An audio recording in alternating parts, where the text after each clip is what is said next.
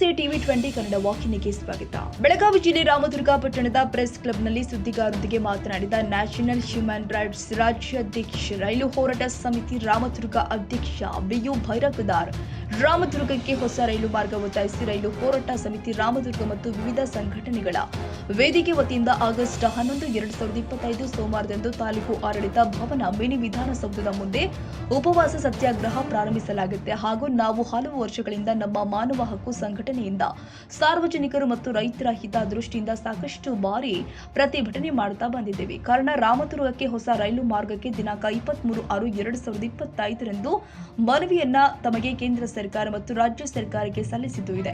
ಆದರೂ ಯಾವುದೇ ರೀತಿ ನಮಗೆ ಸ್ಪಂದನೆ ಸಿಕ್ಕಿಲ್ಲ. ಅದಕ್ಕಾಗಿ ವಿವಿಧ ಸಂಘಟನೆಯ ಪದಾಧಿಕಾರಿಗಳು ಉಪವಾಸ ಸೇರಿ ಕುಳಿತುಕೊಳ್ತಾ ಇದ್ದೇವೆ ಎಂದು ಮಾತನಾಡಿದರು.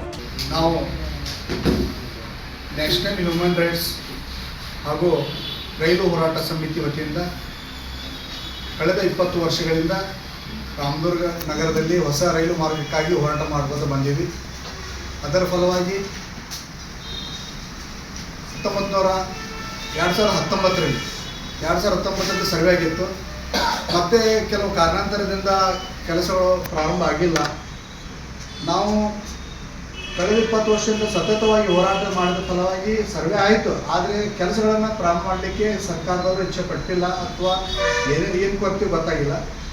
ನಂತರ ರಾಮದುರ್ಗದ ಕೆಲವು ಹಿರಿಯರು, ವಿವಿಧ ಸಂಘಟನೆಯವರು ಎಲ್ಲರೂ ಸೇರಿ ಈ ಹೋರಾಟಕ್ಕೆ ಬೆಂಬಲ ಕೊಡಕತ್ತರು. ಆಮೇಲೆ ಸ್ವತಃ ಹೋರಾಟಕ್ಕೆ ಭಾಗಿಯಾದರು. ಈಗ ಕಳೆದ ವರ್ಷದಿಂದ ತೀವ್ರವಾಗಿ ನಾವು ಹೋರಾಟವನ್ನು ಮಾಡ್ತಾ ಬಂದಿದ್ದೇವೆ. ನಾವು ಕಳೆದ ತಿಂಗಳು 23ನೇ ತಾರೀಕು ಜೂನ್ 23ರಂದು ಮನವಿ ಕೊಟ್ಟಿದ್ದೀವಿ ಸರ್ಕಾರಕ್ಕೆ. ಸರ್ಕಾರದಿಂದ ಯಾವುದೇ ನಮಗೆ ಉತ್ತರ ಬಂದಿಲ್ಲ. ತಹಸೀಲ್ದಾರ್ ಸಾಹೇಬರು ಹಾಗೂ AC ಆಫೀಸು, ದೇಶಿ ಆಫೀಸಿಂದ ನಾವು ಇದನ್ನು ಸರ್ಕಾರಕ್ಕೆ ಮುಂದೆ ಕಳಿಸಿದ್ದೀವಿ ಅಂತ ಇಷ್ಟು ಹೇಳಿದ್ರು. ಆದರೆ ಯಾವುದೋ ಸ್ಪಂದನೆ ಕೊಡಲಿಲ್ಲ. ಮತ್ತೆ 23 ಜುಲೈ ಮತ್ತೆ ಮನವಿ ಕೊಟ್ಟಿವಿ. ಇಲ್ಲ, ನಾವು ಸರ್ಕಾರ ಕೂಡ ಸ್ಪಂದಿಸ್ತಾ ಇಲ್ಲ, ಅಧಿಕಾರಿಗಳು ನಮಗೆ ಸರಿಯಾಗಿ ಸ್ಪಂದಿಸ್ತಾ ಇಲ್ಲ. ಅದಕ್ಕಾಗಿ ನಾವು ಉಪವಾಸ ಸತ್ಯಾಗ್ರಹ ಕೂಡಲಿಕ್ಕೆ ಬಯಸಿದ್ದೀವಿ ಅಂತೇಳಿ ಮತ್ತೆ ಮನವಿ ಕೊಟ್ಟಿವಿ. ಈಗ ಯಾವುದೇ ನಾವು ಮನವಿ ಕೊಟ್ಟರು ನಮಗೆ ಸರಿಯಾಗಿ ಸ್ಪಂದನೆ ಸಿಗ್ತಾ ಇಲ್ಲ. ಅದಕ್ಕೋಸ್ಕರ ನಾವು ನಮ್ಮ ವೇದಿಕೆ ವತಿಯಿಂದ ಬರುವ ಸೋಮವಾರ 11/8/2025 ಮಿನಿ ವಿಧಾನಸೌಧ ಎದುರಿಗೆ ಸ್ಟೇಜ್ ಹಾಕ್ಕೊಂಡು ಉಪವಾಸ ಸತ್ಯಾಗ್ರಹ ಮಾಡಲಿಕ್ಕೆ ಬಯಸಿದ್ದೇವೆ. ಖಂಡಿತವಾಗಿ ಕುಂದಿರ್ತೀವಿ. ಈಗ ತಹಸೀಲ್ದಾರ್ ಸಾಹೇಬರಿಗೆ, ಆಮೇಲೆ ಪೊಲೀಸ್ ಸ್ಟೇಷನ್ಗೆಲ್ಲ ಪೊಲೀಸ್ ಇಲಾಖೆಗೆ ಮನವಿ ಕೊಟ್ಟಿದ್ದೀವಿ. ಇವತ್ತು ಈ ಪ್ರೆಸ್ ಮೀಟ್ ಮುಗಿದ ತಕ್ಷಣ ನಾವು ಎಲ್ಲ ಇಲಾಖೆಗೆ ಹೋಗಿ ಪರ್ಮಿಷನ್ ಕೂಡ ತಗೋತೀವಿ. ಈಗ ಈ ವೇದಿಕೆ ತಮ್ಮ ಕಡೆಯಿಂದ ನಾವು ಇಡೀ ನಮ್ಮ ರಾಮದುರ್ಗ ತಾಲೂಕಿನಾದ್ಯಂತ ಹಿರಿಯರಿಗೆ, ಗಣ್ಯಮಾನ್ಯರಿಗೆ, ಎಲ್ಲ ಸಂಘಟನೆಯವರಿಗೆ, ಎಲ್ಲ ಪದಾಧಿಕಾರಿಗಳಿಗೆ ವಿನಂತಿ ಮಾಡ್ಕೋತೀವಿ. ನಾವು ನಾಳೆ ಸೋಮವಾರ 11ನೇ ತಾರೀಕಿಗೆ ಉಪವಾಸ ಸತ್ಯಾಗ್ರಹ ಕೂಡ್ತಾ ಇದ್ದೀವಿ. ತಮ್ಮೆಲ್ಲರ ಬೆಂಬಲ ಇರಲಿ, ತಮ್ಮೆಲ್ಲರ ಸಹಕಾರ ಇರಲಿ. ನಾವು ಯಾವುದೇ ಕಾರಣಕ್ಕೂ ಸಂಬಂಧಪಟ್ಟ ಅಧಿಕಾರಿಗಳು, ರೈಲ್ವೆ ಸಚಿವರು ಬರುವವರೆಗೆ ಉಪವಾಸವನ್ನು ಕೂತು ಹೇಳಂಗಿಲ್ಲ.